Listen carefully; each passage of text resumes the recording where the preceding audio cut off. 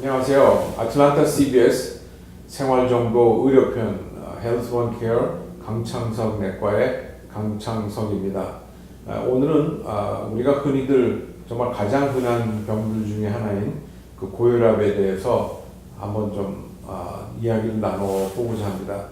이 고혈압의 복잡한 기전이라든지 그런 것보다는 제가 보기에는 가장 말씀드리고 싶은 고혈압은 우리가 고혈압 그러면 혈압의 그 수치가 이제 높아서 생기는 건데, 일반적인 그런 혈압은 수치가 두 개가 있습니다. 앞에 있는 좀 항상 높게 나오는 수치하고 그다음에 뒤에는 항상 낮은 그런 두 가지 숫자가 나오는데, 앞에 높은 숫자가 우리가 수축기, 그러니까 심장이 그 수축을 할 때 그럴 때 나오는 숫자가 앞에 나오는 숫자인데, 보통 우리가 정상이라고 얘기하는 것이 한 120 정도를 얘기하죠. 그 다음에 그 두 번째 작은 숫자는 보통 이완기 혈압이다. 그러니까 심장이 이완할 때 나오는 숫자인데, 그것은 우리가 정상을 한 80 정도, 그것을 우리가 정상으로 봅니다. 그래서 이제 말씀드린 것처럼 한 120에 80 정도 나오면 그것이 혈압이 지극히 정상적인 숫자로 우리가 얘기하게 됩니다.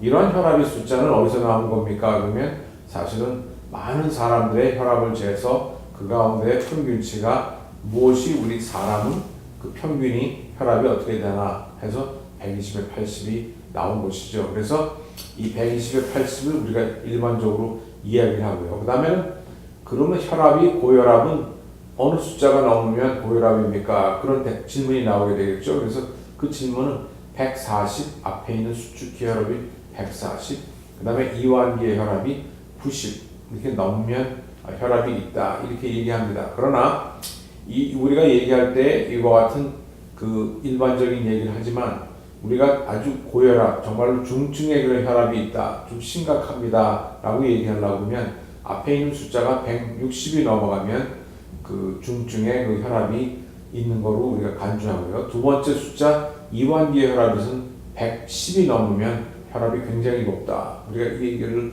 할 수 있겠습니다. 지금 여러 가지 숫자들이 이제 나오고 거론되고 그러는데, 제가 120에 80 그것이 정상입니다. 그리고 140에 90 그것이 넘으면 비정상입니다. 우리가 이렇게 얘기를 일단 하고요. 그 다음에 또 한 가지 숫자를 기억할 것은 160 앞에 있는 숫자, 뒤에 있는 건 110이 넘으면 굉장히 높아서 위험합니다 라는 얘기하는 것은, 제가 얘기하는 것은 빨리 의사를 찾아가서 처치를 하는 것이 좋겠습니다 하는 그런 의미로 받아들여셔도 될 것 같습니다.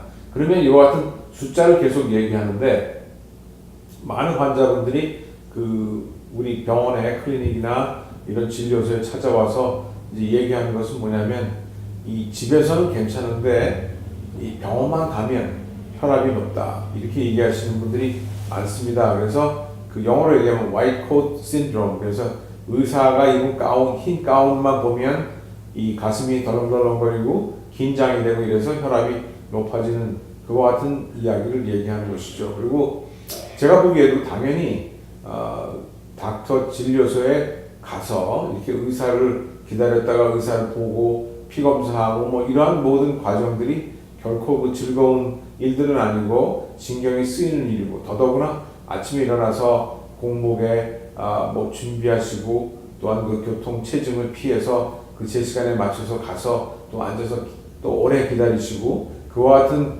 과정을 거치면서 이제 여러 가지 스트레스가 쌓이면서 그다음에 비로소 자기 진료 방에 들어가서 혈압을 재고 이제 기다리는 그와 같은 과정 속에서 여러 가지 어려움과 짜증과 스트레스가 나는 일들도 있고, 여러 가지 몸의 변화가 많이 있을 거라고 생각합니다. 그래서 충분히 우리가 볼 때에도 환자들이 닥터 진료소에 와가지고 혈압을 잴 때 그러한 여러 가지 여건들을 감안할 때 평소보다, 즉 집에서 가만히 있을 때 재는 것보다는 높지 않겠나 하는 것을 어렵지 않게 짐작할 수 있죠. 그래서 최근에는 우리 의학계에도 이런 가정에서 재는 가정 혈압이 굉장히 중요하다라는 것을 강조하고 있습니다. 그래서 우리가 그런 닥터스 오피스에서, 닥터 진료소에서 재는 숫자, 그것만 가지고 우리가 혈압이 높다 낮다로 이렇게 치료를 하진 않는다라고 말씀드리고 싶고요. 그 다음에 혈압이 조금 높다고 해도 한 번 보고 그거로 치료를 하는 것이 아니라 적어도 한 두세 번에 걸쳐서 다른 그런 다른 시간에 방문하면서 그 전체적인 그 흐름을 보면서 우리가 치료를 결정하게 됩니다. 그래서 아주 중증의 그런 혈압, 아까 말씀드린 식으로 160, 110이 넘는 그와 같은 좀 중증과 여러 가지 증상을 동반하는 그와 같은 환자에서는 우리가 그 즉시 이렇게 치료를 시작하면서 추이를 볼 수 있겠지만, 그렇지 않은 경우에는 우리가 그 가정에서 재는 혈압과 닥터 오피스에서 재는 그 혈압과를 이렇게 신중히 보고 비교하면서 하게 됩니다. 그런데 혈압을 재는 그 방법이 또 사람마다 다 다르고, 많은 환자들이 물어보는 게 왜 혈압이 잴 때마다 다르냐 이렇게 물어보시는 분들이 많습니다. 근데 그것은 답이 맞습니다. 왜냐하면 혈압은 잴 때마다 다르게 나오는 것이 정상이겠죠.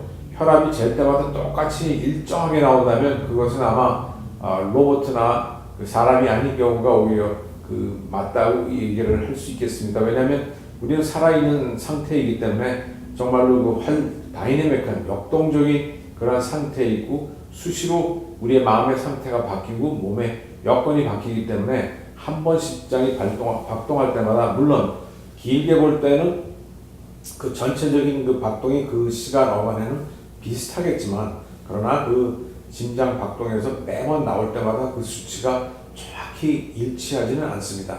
그래서 조금씩 다르지만 그러한 그 표차가 굉장히 크다 그러면 그것도 물론 유의할 그 문제점이라고 생각됩니다. 또 한 가지는 뭐냐면 왼팔과 오른팔을 잴 때 또 다를 수가 있습니다. 그거는 아까 전에 말씀드린 것처럼 잴 때마다 혈압이 다르기 때문에 왼쪽과 오른쪽이 똑같을 수는 없지만, 그러나 왼쪽 혈압과 오른쪽의 혈압의 그런 수치가 10 이상, 20의 차이가 많이 나면 그것의 원인을 또한 우리가 유심히 그 원인을 찾아볼 필요성은 있습니다. 그래서 집에서 보통 처음으로 혈압 재보시는 분은 왼팔과 오른팔을 한 번씩 재보는 게 좋겠고요. 그 닥터 진료소에 가서도 한쪽만 처음 갔는데 한쪽만 재면 한쪽 말고 다른 쪽도 한번 재볼 것을 부탁하고, 대개 많은 경우에는 양쪽을 다 재게 됩니다. 그래서 그러면 이와 같은 재는 방법은 무엇일까 했을 때는 그 의사 진료소에 온다거나 집에 있을 때 우리가 먼저 편한 의자에 이렇게 딱딱하고 되게 아침 그 식탁이 되게 딱딱하고 이렇게 쿠션된 그런 것이 아니라 똑바로 앉을 수 있는 그와 같은 의자에 앉아서, 그 다음에는 그 혈압이 재는 우리가 커프라고 하는데 그것이 나의 심장과 거의 같은 위치에 있으면서 거기다가 이렇게 하는 것이 원칙이고요. 그 다음에는 팔을 이렇게 걸치면서 편안하게 앉아서, 그 다음에 등을 그러니까 등받이가 있는 곳에서 등을 기대고 이렇게 앉아서 재고요. 그 다음에 다리를 꼬거나 그렇지 않고 잽니다. 다리를 꼬면 또 높게 나옵니다. 그러니까 다리를 꼬지 않고 편안하게 앉아서 등받이가 있는 곳에 등을 대고, 그 다음에는 이야기하거나 무슨 다른 걸 안 하고 그냥 조용히 평상적으로 숨을 쉬면서 우리가 혈압을 재게 됩니다. 그래서 되게 화장실을 안 갔다 오신 분들은 화장실 갔다 와서 편안하게 아침에 일어나서 화장실 갔다 온 후에 편안하게 앉아서 그와 같은 의자에 편안히 앉아서 심장 높이로 혈압기를 이렇게 설치한 후에, 혈압기를 설치할 때 또 그것이 얼마나 꽉 조여야 되냐면 한 손가락으로 한 2개 정도 들어가는 정도로 조금은 이렇게 루즈한 상태로 한 상태에서 그거를 완전히 붙인 다음에 그 다음에 재면 되겠습니다. 현재 시중에 나와 있는 많은 손목에 재는 것, 손가락에 재는 그와 같은 것들이 있는데 그것은 아무래도 여전히 그런 균일화하고 그러는 데 조금은 문제가 있다고 봅니다. 그래서 현재 우리가 얘기하는 전형적인 스탠다드, 규정에 속한 그런 혈압 재는 것은 팔에다 대는 것이 원칙으로 생각합니다.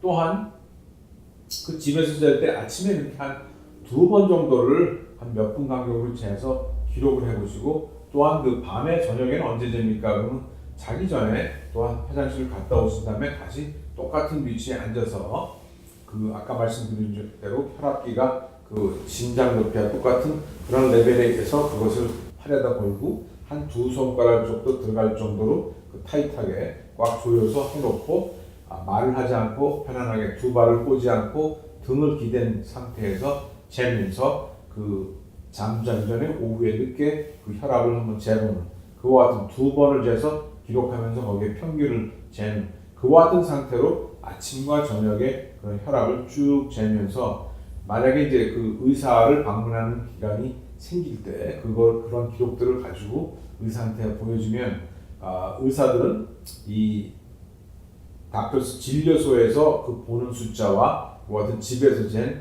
혈압과를 비교해 가면서 이 환자를 더욱더 잘 치료할 수 있을 겁니다. 왜냐하면 말씀드린 대로 그 닥터스 오피스에 왔을 때 혈압이 항상 높게 나오고 여러 가지 여건으로 공복에 그 자동차 운전하고 여러 가지 시간에 그 스트레스 받으면서 와서 앉아서 대부분이 또 5분도 제대로 기다리지 못하고 앉자마자 혈압을 재는 경우가 많기 때문에 그와 같은 그 의사 진료소에서 재는 혈압도 정말로 그 진짜 그 완전한 적절한 혈압인지에 의문이 가는 경우도 많고요. 그 다음에 말씀드린 대로 집에서 재는 혈압, 그 다음에 밖에 나와서 닥터스 오피스 재는 혈압, 그걸 서로 비교하면서 치료를 받는 것이 적절합니다. 왜냐하면 만약에 그 진료소에서 잰 혈압이 굉장히 높은데 집에서는 굉장히 낮다고 얘기하는 분이 있는데 그것이 사실 확률이 굉장히 높죠. 그리고 그와 같은 여러 날을 측정해서 그 데이터를 보여줬을 때에 정말로 우리가 그 닥터스 오피스에서 높은 혈압을 기준으로 해서 약을 썼을 때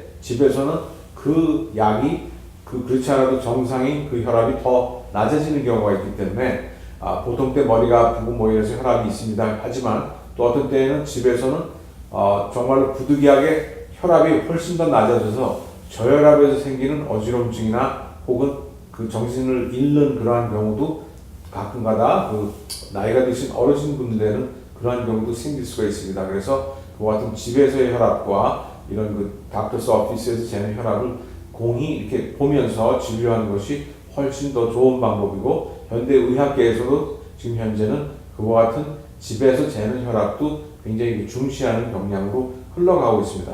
그것이 당연히 더욱더 이치에 맞다고 생각합니다. 그래서 여러분들도 그와 같은 그 혈압을 잴 때 집에서 혈압을 이렇게 재서 갖고 오시고 그 다음에 또한 그 의사 진료소에 가서 혈압을 재면서 의사와 긴밀히 상담하면서 이 혈압을 치료하시면 좋겠습니다.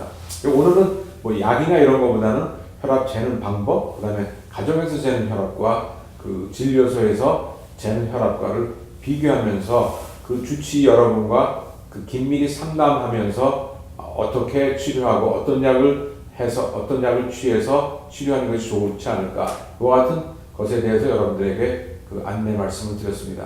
지금까지 생활정보 의료편 헬스원케어 강창석 내과 강창석입니다. 안녕히 계십시오.